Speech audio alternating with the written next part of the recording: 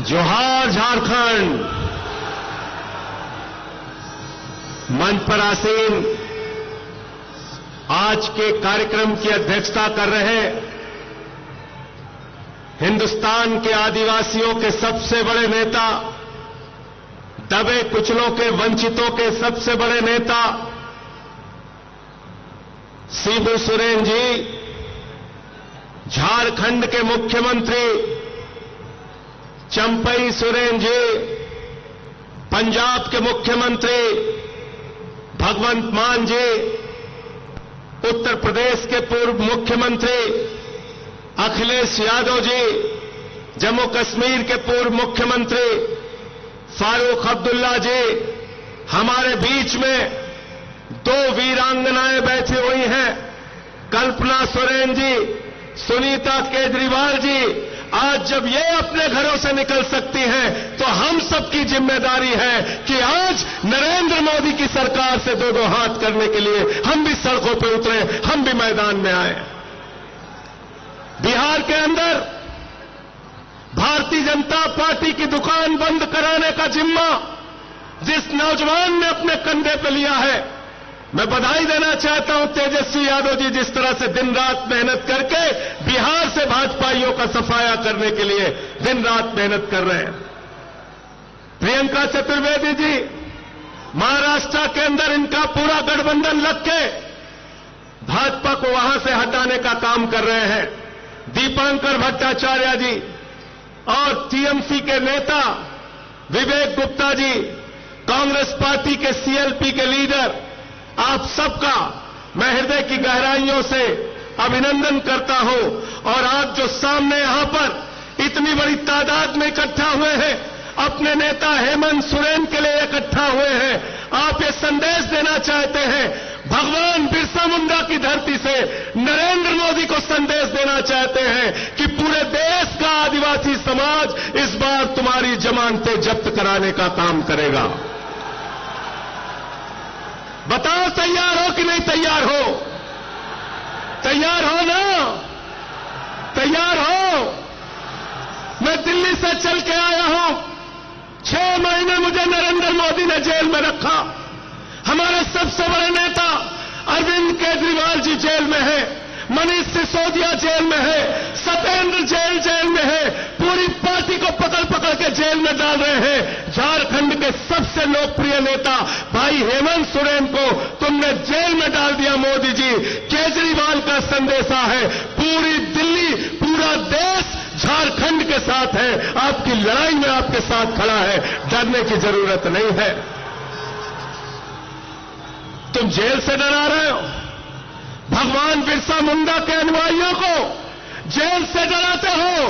अरे हमारा इतिहास पढ़ लेना, झारखंड का इतिहास पढ़ लेना नरेंद्र मोदी जी। अंग्रेजों को जंगल में रह के भगाने का काम बिरसा मुंडा के नेतृत्व में आदिवासी समाज के लोगों ने किया है। जंगल में रह के शिबू सोरेन जी के नेतृत्व में झारखंड को बनाने का काम झारखंड के लोगों ने किया है। जंगल में रहकर अपने अधिकारों की लड़ाई लड़ने वाले लोगों को जेल से डराने की कोशिश मत करना। तुम्हारी जमानतें पूरे देश में जब्त कराने के लिए देश के आदिवासी, दलित, पिछड़े समाज के लोग एकत्रित हैं। बिल्कुल ठीक कहा दीपांकर भाई ने, पूरे हिंदुस्तान में बाबा साहब डॉक्टर भीमराव अंबेडकर जी का संविधान चलता है। हम सब लोग बाबा साहब डॉक्टर भीमराव अंबेडकर के संविधान को मानते हैं। भारत तो बाबा साहब के संविधान को मानता है, लेकिन भाजपाई नागपुर के संविधान को मानते हैं, नागपुर के संविधान को। और नागपुर का संविधान क्या कहता है? नागपुर का संविधान कहता है, दलितों का आरक्षण खत्म करो, आदिवासियों का आरक्षण खत्म करो, पिछड़ों का आरक्षण खत्म करो, चुनाव खत्म करो, नरेंद्र मोदी की तानाशाही इस देश में लाओ। मैं आपसे कहना चाहता हूं, यह अंतिम चुनाव है मेरे भाइयों। इस बार चुनाव में इनकी जमानतें जब्त कराकर इनको हराने का काम करना और कहना हम देश का संविधान बदलने नहीं देंगे। बताओ इस लड़ाई में आप लोग तैयार हो? हाथ उठा के संविधान बचाने के लिए तैयार हो?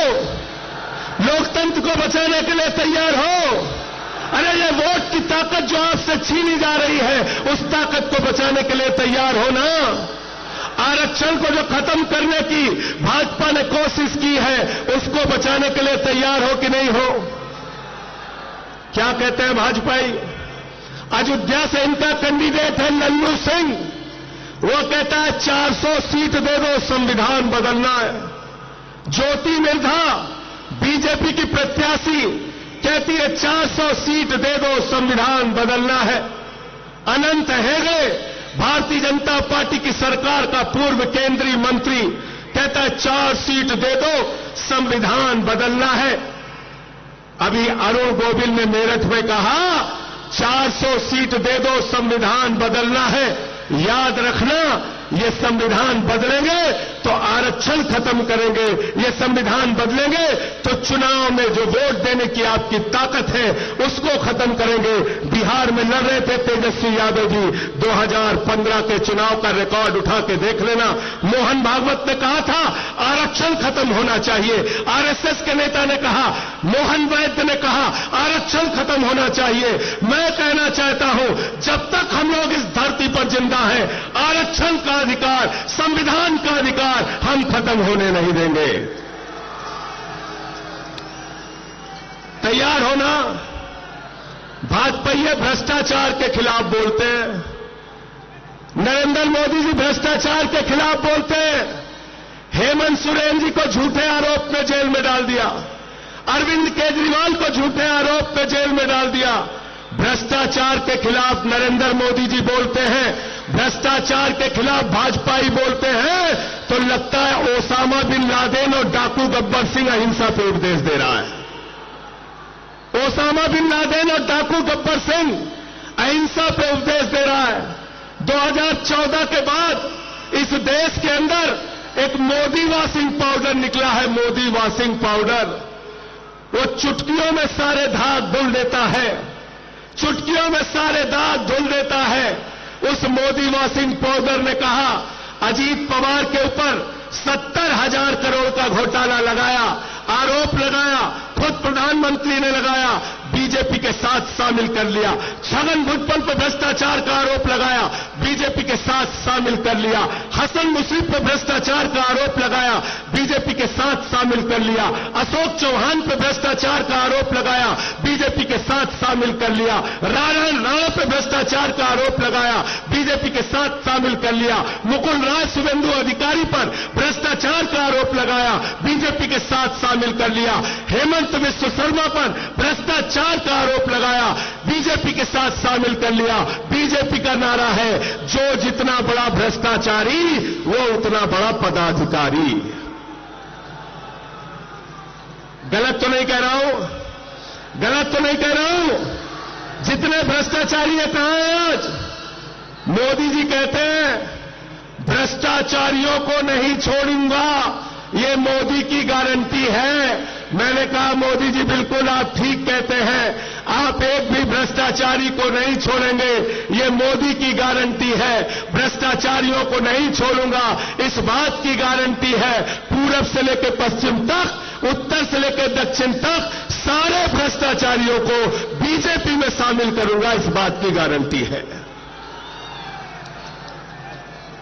गलत तो नहीं कह रहा हूं। सारे बेईमान कहां हैं आज? सारे बेईमान किस पार्टी में? जोर से बोलिए, जोर से बोलिए।